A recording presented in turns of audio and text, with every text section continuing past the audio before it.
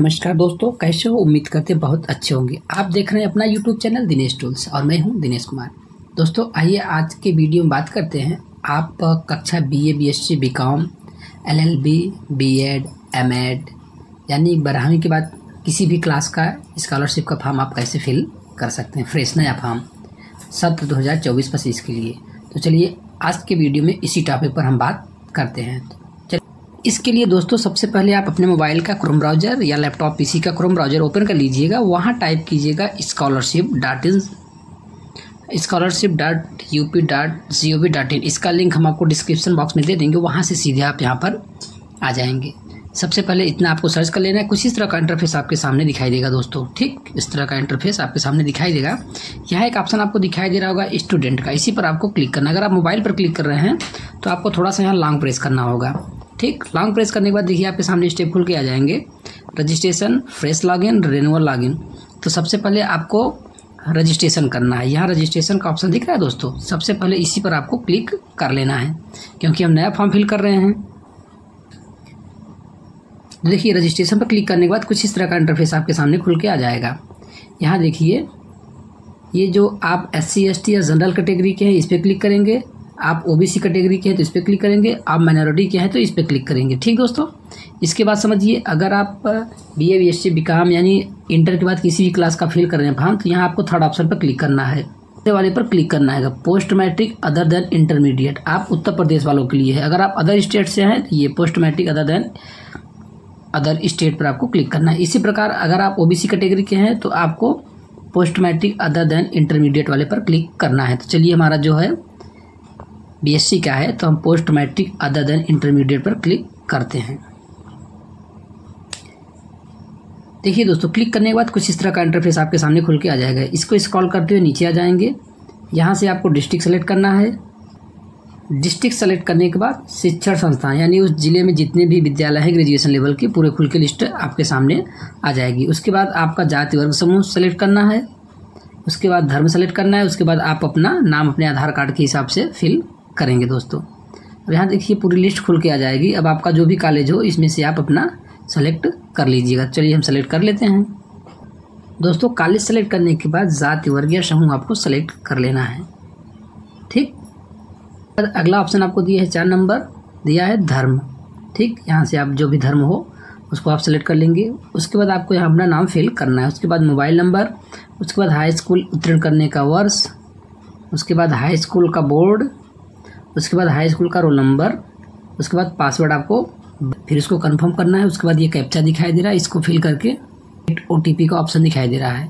Password आपको कैसे बनाना है इसका हम सिंपल आपको दिखा दे रहे हैं। अब आप सबमिट पर क्लिक करेंगे तो आपके रजिस्टर्ड मोबाइल पर जो आधार कार्ड से जुड़ा रहेगा उस पर एक OTP आएगा। तो उस OTP को यहाँ फिल करके ये कैप्चा यहाँ फिल करके submit OTP and submit for registration इसी पर आपको क्लिक कर लेना है।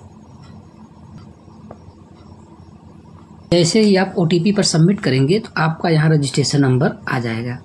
ठीक, उसके बाद ये आपका डिस्ट्रिक्ट दिखाई देगा, यहाँ कॉलेज नाम, यहाँ आपका नाम यानी पूरा डिटेल आपको यहाँ पर मिल जाएगा। आपका रजिस्ट्रेशन यहाँ से कंप्लीट हो गया। उसके बाद आपको यहाँ पर होम का ऑप्शन दिखाई दे रहा है, इस पर क्लिक करके आपको वापस आ जाना है। वापस आने के बाद फिर आपको यहाँ जो स्टूडेंट का ऑप्शन दिख रहा है इसी पर क्लिक कर लेना है। लॉन्ग प्रेस करना है। अगर आप मोबाइल से कर रहे हैं तो आप इस पर लॉन्ग प्रेस करेंगे।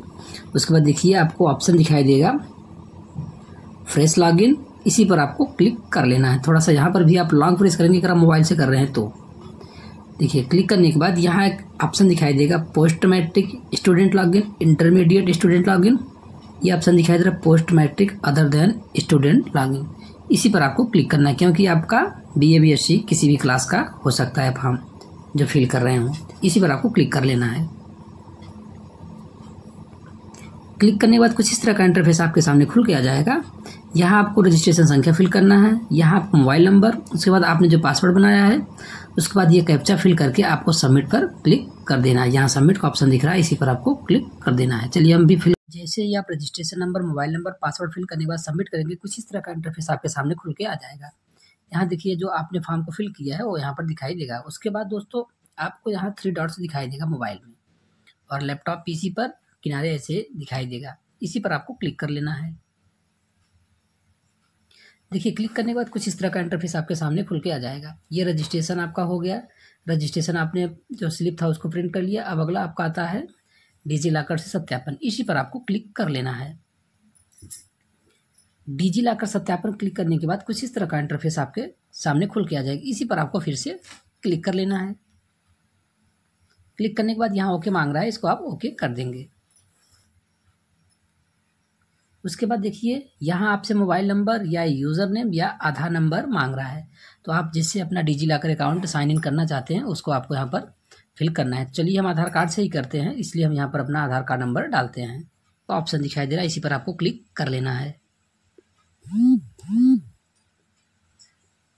क्लिक करने के बाद आपके आधार से जुड़े मोबाइल नंबर पर एक OTP जाएगा। उस OTP को आपको यहाँ पर फिल करना है। आधार से रजिस्टर्ड मोबाइल पर OTP आने के बाद फिल करने के बाद यहाँ सबमिट पर आपको क्लिक करना है।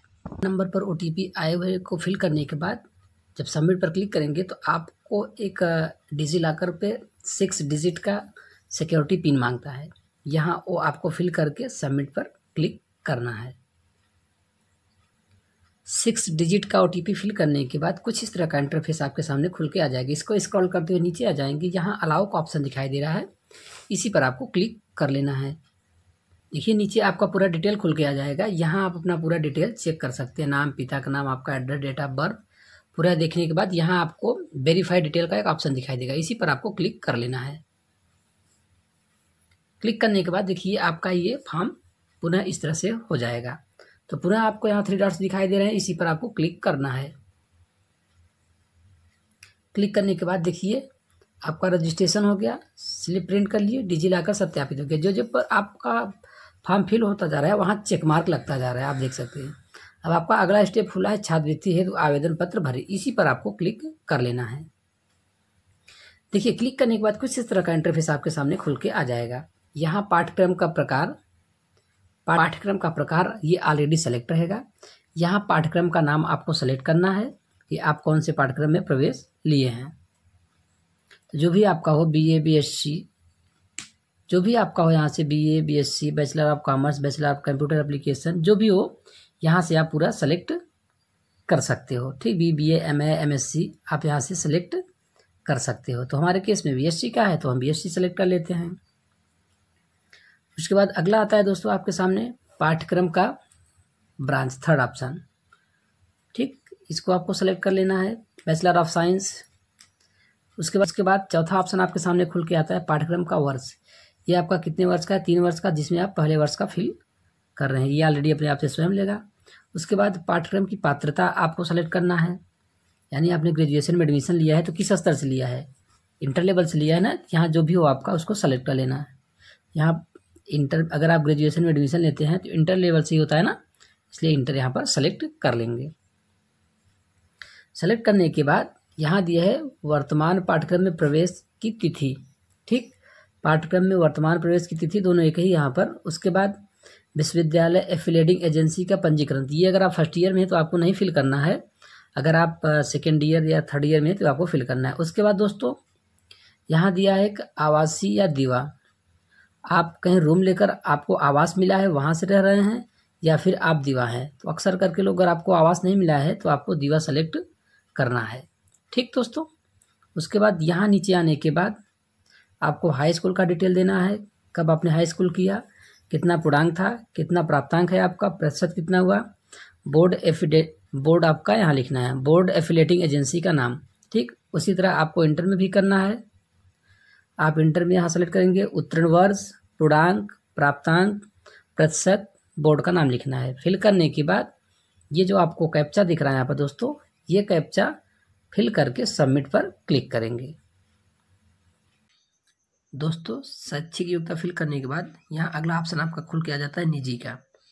इसमें पहला ऑप्शन आपको दिखाई दे रहा है दिव्यांगता का प्रकार। यदि आप विकलांग हैं तो इसको आपको फिल करना है। ठीक है, इसमें से अगर कोई भी आपका हो, दृष्टिहीनता हो, चलन संबंधी, अल्पदृष्टि, कुष्ठ रोग, यानी कोई भी बीमारी अगर आपको दिव्यांगता का है तो यहाँ से आप सेलेक्ट कर सकते हैं। अगर नहीं है तो इसको आप खाली छोड़ सकते हैं। ठीक, अगर दिव्यांगता फिल कर रहे हैं तो उसके प्रतिशत फिल करना है, दिव्यांगता का भत्ता फिल करना है, दिव्यांगता प्रमाण पत्र फिल करना है, अगर नहीं है तो इसको आप खाली छोड़ दीजिएगा। ठीक, उसके बाद आप राशन कार्ड संख्या भी यहाँ से फिल कर सकते हैं। उसके बाद माता का नाम फिल करना है। उसके बाद जो ये कैप्चा दिख रहा है दोस्तों, इसको फिल करके यहाँ सबमिट पर क्लिक कर देना है। सबमिट करने के बाद दोस्तों अगला स्टेप खुल के आ जाता है शुल्क संबंधी। ठीक, यहाँ आपको अनुमोदित वार्षिक नॉन रिफंडेबल अनिवार्य फीस, यानी आपकी जो कॉलेज स्कूल की फीस है उसको यहाँ फिल करना है। उसके बाद ये कैप्चा फिल करके यहाँ पर अपडेट पर क्लिक कर देना है। ठीक, शुल्क संबंधी डिटेल फिल करने के बाद अगला स्टेप खुल के आ जाता है गत वर्ष का विवरण। ये आपको फिल करना है। यहाँ दिया गत वर्ष का परीक्षा फल, गत वर्ष की परीक्षा प्रणाली, गत वर्ष की अंक प्रणाली, गत वर्ष का प्राप्तांक, ये सब आपको फिल करना है दोस्तों। पास है तो पास पे क्लिक करिएगा, होता हो उसको आप यहाँ पर टिक करिएगा। तो हमारे में पास है तो हम पास पर क्लिक कर देते हैं। उसके बाद परीक्षा की प्रणाली, आपकी वार्षिक परीक्षा प्रणाली है सेमेस्टर, जो भी हो उसको आप सेलेक्ट करिएगा। उसके बाद गत वर्ष की अंक प्रणाली, आपकी वार्षिक परीक्षा अंक प्रणाली थी, CGPA थी या GPA थी, तो जो भी हो उसको आप क्लिक करिएगा। उसके बाद अगला यहाँ पर दिखाई देता है गत वर्ष का प्राप्तांक, उसके बाद पूर्णांक, आपका प्राप्तांक कितना था, उसके बाद पूर्णांक कितना था, इसको आपको फिल करना है। नवीन दसमोत्तर छात्रवृत्ति व शुल्क प्रतिपूर्ति 2024-25, आपके आवेदन पत्र की प्रविष्टियाँ सफलतापूर्वक भरी गई हैं।